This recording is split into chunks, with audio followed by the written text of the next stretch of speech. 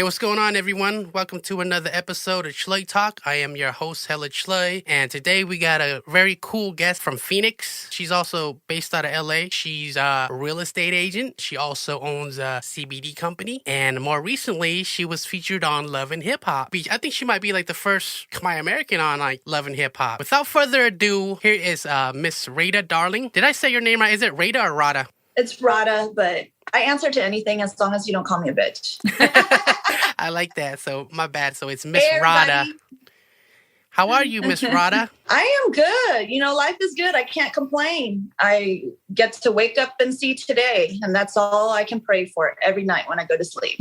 I love it. So yeah, we've been like Instagram friends for like a minute now, and I think this is like our first little conversation we had, like face to face. So it's pretty cool. Thank you for taking your time out of your day to have a chat with me, you know? Yeah, no, thank you so much for reaching out and inviting me to your podcast.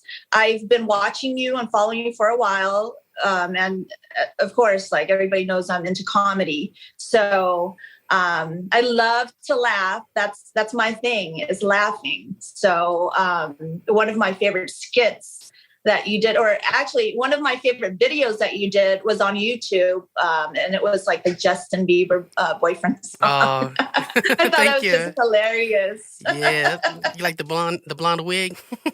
I like the blonde wig on you. Yeah. It looks good. Yeah, it's a throwback right there. Appreciate you. And tell our viewers and listeners where you're from, a little bit of background info on you. Yeah, so you know, just like any other Cambodian story, I mean, my family went through the killing fields, you know, Pol Pot and all that. So they went through hell. I didn't get a chance to witness it or go through it myself. So all I can feel when it comes to that part of history and my family's history is to try to understand what they have gone through. And I can't fathom, you know, everything that has happened during that era. But I came from a huge family of 8. We lost 2 during the killing fields. We were sponsored from Thailand to Ohio, actually, by a Christian family. And that's how we came to America. And we migrated shortly to Long Beach, California, because that was where all the Cambodians were. That's where work was. And, you know, we were kind of a part of the donut industry. You know, life was tough in Long Beach. I pretty much was watching and raising myself growing up because my mom and dad was busy out there trying to make money and keep us alive. My sisters got married off at a young age. You know, of course, you get into the gangster life because that's all that was happening out there in the 80s, 90s. I'm telling my age, right? Mm-hmm. You know, I had to get out of there because that just wasn't a way of living. And I moved to Phoenix, Arizona, and that's when my career started. You know, I worked in the corporate industry my whole life since college, and I was hustling. You know, I was going to school part-time. I had 3 jobs. Being that my parents were immigrants and I'm out here, you know, trying to make it work because they don't know how to speak English. And everything that I've done was on my own. So like every dollar I've made, my first car, my clothes on my back, it was from myself, just trying to make it work. And so I worked at a young age. The corporate world just wasn't for me. I did HR for a long time for a huge corporation, and that just wasn't me. I just knew that wasn't it. And I'm a risk taker, so I'm willing to try anything once. If it doesn't work, then, you know, I go back to square one and try to brainstorm and figure out what's next. But honestly, I'm at a phase of my life where I've been through a lot. Just to make my life story short, you know, there's a lot of traumatic things that have happened or has happened in my lifetime to cause me to get to where I'm at today, where I'm living freely. I really don't care. I broke out of the box of, you know, having to live within the culture standards. And I honestly don't really care what people think of me today, because I feel like I'm here for one thing, and that's just to live a great life and be happy. And I'm the only one living my life. Nobody else is. So, and it's hard, being that I'm from a strict Cambodian background and my family is still old school. It was hard to date. It was hard to do anything out of their parameters. They wanted me to be a certain way. They wanted me to have a specific job, and that just wasn't me. So I was the rebel out of the family. Everybody went and got married. What do they call that when arranged marriage? Arranged marriage. Arranged marriage. Yeah. Wow. It's so crazy that it still happens today in America. Wow, yeah. I think my older brother had it. Only one of my brothers had an arranged marriage, and they ended up staying together and still. So they actually worked out. So, but that's good. I always thought it was weird though, arranged marriage. It is. Yeah. Like for us within our, I guess, generation, and I'm like the first college graduate generation, seeing the world. And knowing what I know and just experiencing what I've experienced, I look at it differently than they do. And, of course, I'm not going to blame them for, what has happened in my life. I'm glad that happened. It built who I am today. But it's just crazy to know that, that still exists today in America, where both my sisters were arranged. I was about to be arranged to some old guy in Texas that has a donut shop. Wow. Donut shops. Yeah. I was 16 at the time. Sheesh, 16. And I was 16. And my mom was like, you know what? There's this guy. He's in Texas. He has a donut shop. He can take care of you. I'm like, hell no. So I actually ran away for a few days. Oh, really? Yeah, I did. So Cambodians and donut shops were like a thing in like Long Beach. I'm glad you mentioned that. And a lot of my guests have been from Long Beach, and I know I totally get what you're saying about how it was like growing up in Long Beach. Like I always hear stories about like the gangs and stuff like that. How tough it was to grow up in Long Beach. But shout out to Long Beach. Today is still one of my favorite places to visit. I think it's a beautiful city, good people, good vibes, and good food. Especially Kamai Definitely. Food. Yes. And I love Long Beach. That's my hometown. No matter where I am, I still reference back to my Long Beach days because, that's my roots. And it's so crazy. People think that because you look a certain way, you can't be from somewhere. And I'm thinking, how is that possible? Because I still have that Long Beach in me. I don't want to bring it out, but I'll bring it out when I have to. They have this prejudice against you just because of the way you look or the way you act. They discount everything you've been through in life. And I'm thinking, are you kidding me? I was raised with nothing but Black people in Long Beach. And I get a lot of discrimination, of our interracial relationship that I know nothing about the culture. Why am I with this person or why am I with that? But you know what? Love has no color. Love has no face. It's just all about the connection to me. That was the type of place that I was raised in, where color didn't matter. You know what I mean? And I think everybody has their own prejudice. Everybody has their own stereotypes. I'm not going to discount the fact that I don't myself, because knowing when I had moved from Long Beach to Phoenix, going into a high school full of white people, and I'm the only minority, it was different because white people were the minority in Long Beach, Right. And I didn't speak English well going into this high school. I was used to speaking Cambodian. Yeah. And here's the craziest thing. You have Eastside Long Beach with nothing but Cambodians. It's now renamed to Cambodia Town. It's funny because people think automatically because you came at a young age, you're American. You speak English. And that's your first language. Hell no. Cambodian was my first language. Yeah. I spoke that until I left Long Beach. And in Long Beach, it's just another Cambodia to me.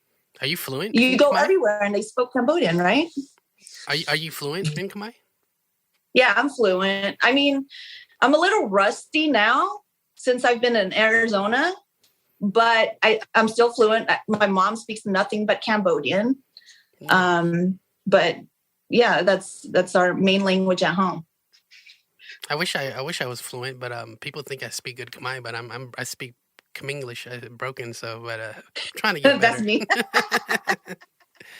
So, really, I would think that you're fluent because you sing Kamai. Yeah, it's kind of like I just kind of like dig down deep and just try to remember what I learned growing up from what my parents say, and just kind of just use it and just kind of reenact type whatever their lectures were. How'd you get into real estate? Like I said, I was working in the corporate world for, 16, 17 years. And for the amount of hours I was working and the things that I was doing for this company, I'm thinking, what the heck? What am I doing? And I know a lot of people. I have a lot of great contacts. So I had to find a way to get out of that bubble, of thinking that this is the normal way of living, like wasting your time working 9 to 5 and bringing only this much income in. I knew I wanted to make more money. And I felt like I would be good at real estate because I knew, the state like the back of my hands. I knew the trends. I knew like what was happening, people moving into the state, and, being that it was pretty fresh back then, where it was a new ground for corporations to come in, and knowing that corporations were moving in, like I had to make a switch to try to, maximize that financial side. And so I just went into real estate, and I had no choice because, I divorced. And during that time we had a business. We also let the business go because of the whole personal situation that I had. And, being a single mother, I had to try to find a way to make ends meet. And that was the easiest for me because I already had the contacts. And I knew I could make quick money. And that's how I got into real estate. And then real estate just, brings you a different network of people. And I just started meeting different people. And, I was friends with a rapper for like a year or two who introduced me to Mike. And, Mike and I have been going strong since. And to those that and don't it's know, different. Michael Blackson. Shout out to Michael Blackson. I'm a big fan of him, by the way. I think he's hilarious. And so I was just about to ask you, how'd you meet Michael? Yeah, we met in Vegas, actually. Like I said, Lil John's one of my good friends, and he introduced me to him at one of his DJ sets at Hakkasan in Las Vegas, to be exact. And the funny thing is, I didn't know who he was, and I'm a big fan of comedy. Wow. I love to laugh. Like, you don't understand. I just love to laugh. And he was just a fool. Like, he had all these white girls around him, and he was just a clown. And I even have like videos from when we first met, and he called me fried rice. That's how we kind of hit up. Like, we would talk here and there. I honestly didn't really know who he was, I still didn't know who he was. Like, when we started hanging out, I knew like he was somebody because people kept on coming up to him for pictures. I think I started finding out who he was when I went to one of his shows in Phoenix, Arizona. He was like, "Hey, I'm having a show." I'm like, "All right, whatever. Yeah, I'll come through." And the funny thing is, I was in the cannabis industry during that time. Mm-hmm. And, I have the stereotype. I'll be honest. Like, I think all Black people smoke weed. So it was more of like a business relationship for me because I thought he was funny. I loved hanging out with him. Like, we were friends, whatever. So I was like, "Hey, let me come through. Let me bring this big bag of goodies for you." And I'm like, "Do you want to tour the facility? Because we have like plants everywhere." Mm-hmm. And he was like, "No, I'll pass." And I'm like, "Really? Like, that's the first time I've heard like artists would come through to Phoenix and they want to pass on going through this tour where they can get all this flour, right? And so I found out he doesn't smoke weed. He's a good boy, actually. He doesn't like really drink. He just agreed for me to bring the stuff because he had friends who smoked. And so I brought like a bunch of product, like bags of weed, concentrates, flour, everything. And then like we just became really good friends. And that's when we kind of took it to the next level and started hanging out a little more. But when I saw him on the stage, I'm like, oh my God, this guy is so funny. I had no idea he was that funny. I thought he was funny, but I didn't think he was that funny. And that's hilarious. what attracted me to him. Like, he's just so funny. So you said Lil John introduced you, the rapper Lil John? Yeah. Wow. Yeah. He's a legend. Big fan of him too. Okay. Yeah. That Okay. is John. Man, that was a It good was so era. funny That was a good because- era. Yeah. I mean, he's still the king of crunk to me. Yeah, definitely.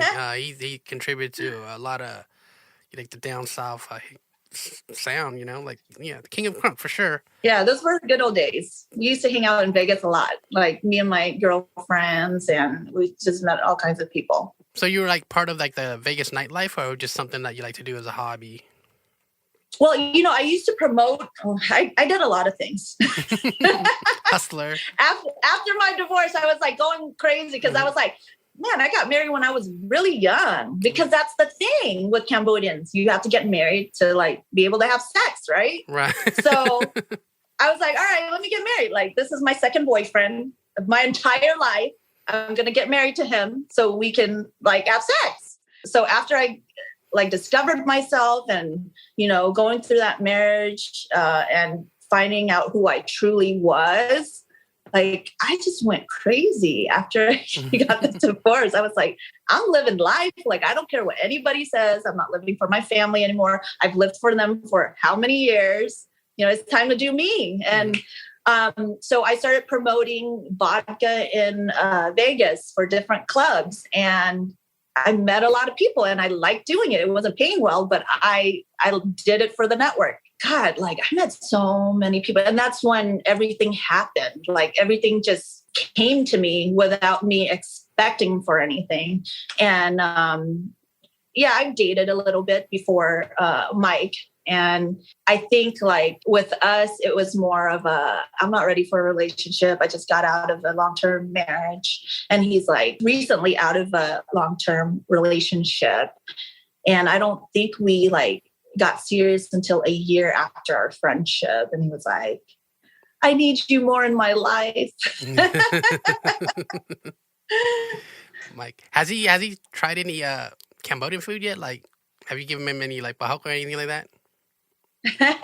No bahok yet, but he has a few Cambodian food, and I don't think he's really like a big fan of like the real Cambodian food, but he likes the fusion. Like, for example, he eats salama chew, but it's like a little fusion. Like it's more Americanized salama chew.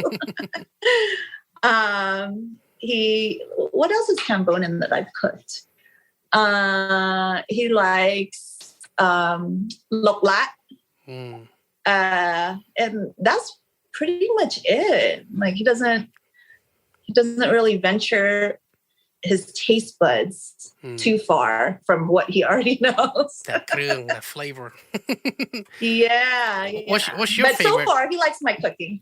So you're a chef. So what's your favorite Kamai food? My favorite Kamai food has got to be the krung. Oh my God. Just growing up, that was like my favorite. My mom used to make the best salama chew with catfish. Ooh. But I don't know. Like, I guess your taste buds age with you. Because that shit is so salty now if you were to make it. Oh, you talking about the salama chew yuen?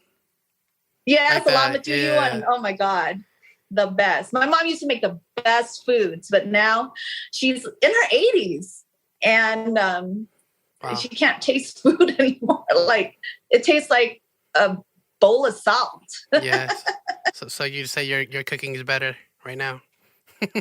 Yeah, now, currently. Currently. My favorite is like salami chukrung, but I like the simple stuff too, like the comfort, like the steak and bahok, the intestines and bahok, stuff Ooh, like that, and like yes. veggies, your Thai eggplant. You eat it with the bahok, the veggies. That's the bomb. Mm-hmm. I make the Otra best idiot. Leo papaya salad, by the way. Oh yeah, Laos papaya salad is one of the best out there. I like the spice. I like the little baby crabs that you use. Oh yeah, the Really salt good. crab. Yeah. That's the bomb. I love spicy food. That's like my thing. Yeah, I like it really Funny spicy. thing is, yeah, really spicy. The funny thing is, African food is like very spicy too, and it's kind of similar. Yeah. Yeah, like what did they have like this okra stew? Oh my god, it's so freaking good. And they use habaneros. Oh yeah, we use Thai chilies. Yeah. Habaneros has a kick. Yeah. Yeah, I think they use habaneros, and it's like it's spicy, and it's like a different taste. So African food, yeah, I got. So I was surprised. African food, definitely, and you have to try the fufu. Yeah, I was about to mention fufu because, like, I don't know, man. I was on TikTok and I just started seeing it like a couple months ago. It was like a big trend. I wanted to try fufu. I'm like, damn, where can I get some fufu? It looks good. I'm.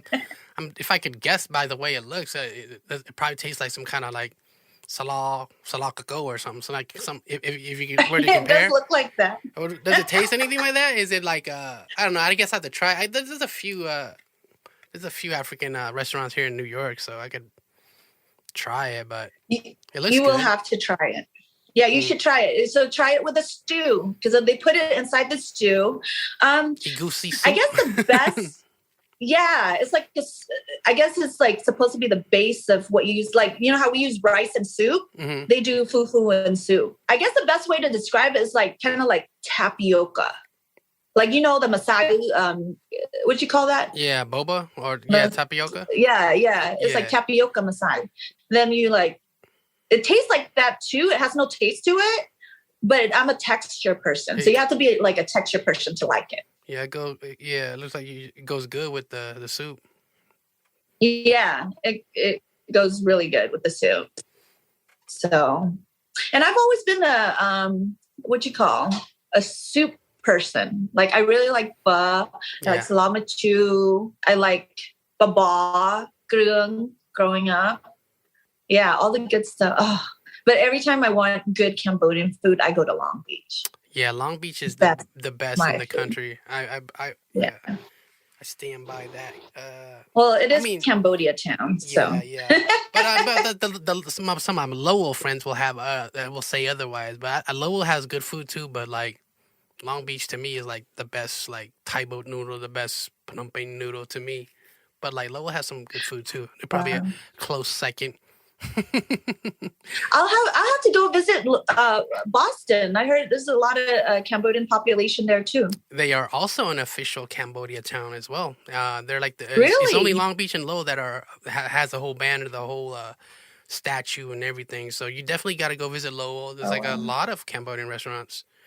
I could name I could probably name 5 or 6 with, you know what I mean? Mm-hmm. So nice. So I'll have to hit you up when I go there. Yeah, I'm not too far. I'm like 4 hours away. Yeah. Yeah, maybe like, or if you're ever in like the East Coast, hit me up. We could probably like link up and stuff and, you know, eat some food, going on food crawl. Oh yeah. I can eat all day long. That's what I do. Me too. I gained so much weight last month for Kamai New Year. I've been eating a lot of Kamai food when I was in Seattle last month and gained like 10 pounds. I'm trying to bounce back. But how was your New Year? Do you celebrate Kamai New Year? I try to. So I used to go to Long Beach to celebrate with them at the El Dorado Park. Have you heard of that? Yeah. That's actually one of my first out of state. That was my first time to go to Long Beach was El Dorado, and it was a great experience. I loved it. I loved it because you see all your people, the food, and they're celebrating like, you know how Mexicans do Cinco de Mayo? That's us.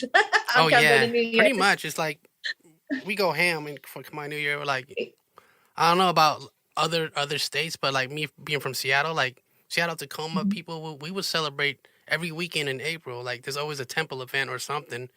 And it's always like some kind of, what's it called, a disco, like a club event too, like every weekend. So it's like, and there's a lot of casinos. There's always like Kamai night casino. They have like a whole theme Cambodian, Oh my or something like a gosh. TLC. Sometimes Thai Laos Cambodian will merge and we'll have like the whole casino freaking dance floor. It's lit. Oh wow. I have to go to one of those. Like I miss Khmer events. Washington State, man. It's like I feel like we're top three as like what the most Khmer populated cities in America. Mhm. So I feel like like Oh it goes wow. Long Beach, Lowell, then Seattle. So I'm like, I feel like anyone Oh, that I didn't know needs to go that. visit Seattle, like it's a really good place to visit. Like I don't know. Hmm. I mean, people say it rains all the time, but I feel like New York has rained more all year.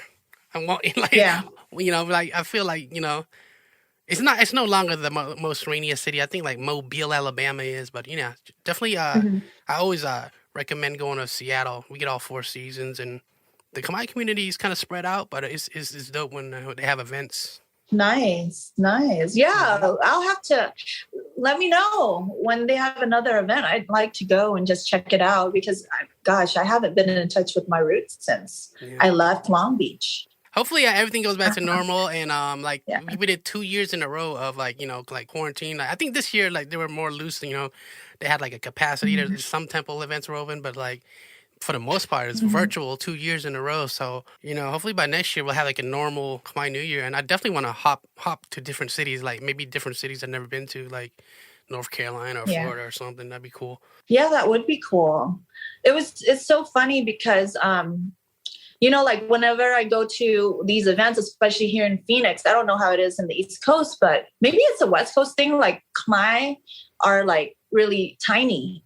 So I feel like I'm a freaking Amazon when because I'm like always looking down. Yeah. So I've learned to wear flats when I go to these events. Oh, how tall are you, by the way? I'm only 5'5", but when I have like Heels? heels on, I'm like 5'9". Wow, you're still taller than me. I'm like Tory Lane's height. I'm 5'3". Really? Yeah. I don't know. My dad has always been tall, so I think I got the height from my dad because my mom is really tiny. She's like at my armpit, and my brothers and sisters are all small. That's why I don't understand. I'm like, oh, why did I get so tall? Maybe because I was raised here in America and drinking all the cow milk. Oh yeah, the milk. Yeah, I'm lactose. I'm exactly. lactose intolerant, so I Mm. power. Are East Coast Khmer's tall? Actually, yeah, some of them are like, yeah, I seen some tall ass Philly Cambodians, man. This kid was like 16. He was like 6'6" or something. He was like some basketball Dang. player. I'm like, damn, he going to the NBA. Wow. I Yeah, have yet to see a Khmer guy that tall. And the funny thing is, I've never dated a Khmer. you never. Never. I Never. would you just never met one, or would you be down to date a Cambodian, or is it just like you're just not into them, or Okay. Honestly, like people are knocking on my relationship because of how Mike is, like how he has so many women in his life. yeah, And they're like, "Oh, you're giving Kamai a bad name." I'm like, "What does my personal relationship have anything to do with the Cambodian community? right, Like, I right. am who I am, Like my people are and I like like quick to what I judge. like." They always judge. That's like the Yeah. old way of thinking. Like I get those comments sometimes. They're like, "You're making us Khmer people look bad." I'm like, "Dude, I'm doing comedy. Really? How am I making Khmer people look bad? Like, if I'm doing like parodies How or something like that, like funny. I'm like, yo, shut up." If anything, you're putting them on the map. I think it's like those That people is are so like funny you miserable. get that Like comment. those type of comments are like people that hate themselves. Like I'm not bothering Oh, nobody. definitely. I'm entertaining. My job is to make people laugh, and that's what I do. Yeah. Yeah, and you are entertaining. I'm trying to be the Cambodian Michael Blackson. No, he's hilarious. And maybe one day I could do stand up, but I think that's a whole different skill. That's like a gift, to do stand up, just like Oh my God. off the It's rip. tough. Yeah, Yeah, it's like I feel like I never knew how hard stand up is until, I met Mike and kind of understood like how he does it. And it's a tough job. But yeah, it's funny because and here's the real reason why I've never dated a Khmer guy. growing up, I've seen my brothers and my dad. They're, I mean, the culture is very similar to Africans. Honestly, like a Kamai guy in Cambodia can have 5 wives and it's no problem. My mom always knew my dad had girlfriends, you know, and he, like, for her, the fact is they're married, they have kids, and that's just how men are. That's how I was brought up and grown up to feel like that's just how men are, you know? And of course I don't believe that. But I don't know, just seeing my brothers and my dad, how they treat women. And I'm not saying they treat women badly, but it's not my cup of tea. Like, I'm not discriminating. I'm not saying that I would never. But it's just, you know, it's just, they're different and they're controlling, very possessive. And I'm not it's not a blanket statement. I'm not saying that all Khmer men are, right, but it's just from what I've seen.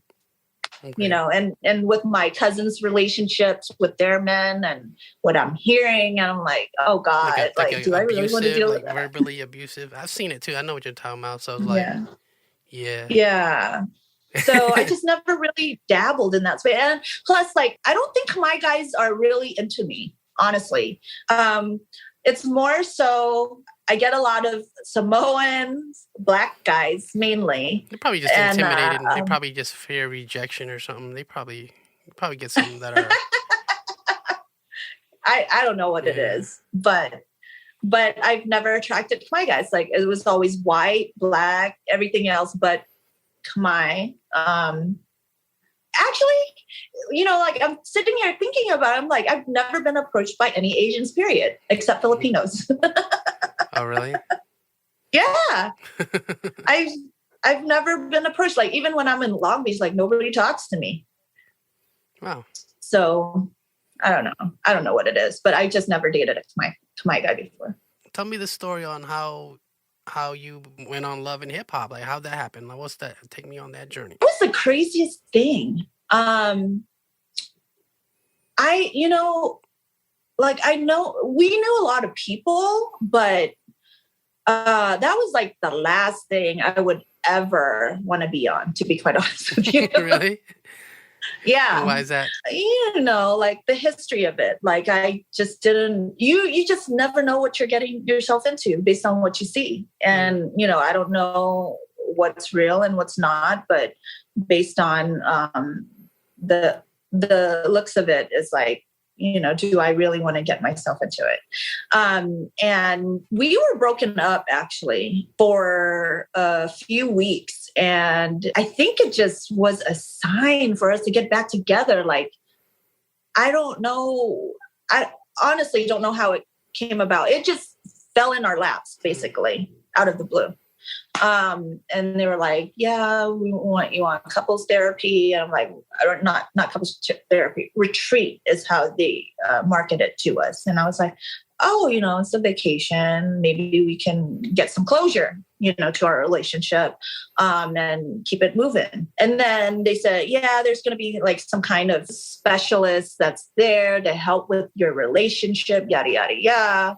And I was like, all right, like, you know, it sounds fun. It sounds like it's a vacation. I need a vacation. So let's do it. Coming on the show, it was like very different. As you guys can see, there's real specialists coming in to help you fix your relationship. I'm like, are you trying to fix it? Or, and then I don't know, I don't want to spoil anything from last night's show, but if you watched it, you know why we kind of had to try to keep it together. And so I felt like everything was a sign, like the news of me is our personal news. And then all of a sudden, like, this whole couples retreat, I'm like, where the hell did this come from? And that's how we got on. How does it feel to see yourself on, like, TV, you know? Like, I think it's cool to have, like, a Kamai on like mainstream media, you know? I think whether it be a reality show or not. But I think it's really cool. So Yeah. did you feel different, or did you feel like, well, I'm on TV, or was it just like, whatever? Yeah, to me, it's just like whatever. Because, I'm not really bringing awareness to anything, but a lifestyle, was a little hesitant with airing our personal stuff on there. But I felt like, in today's society, a lot of people don't talk about what needs to be talked about.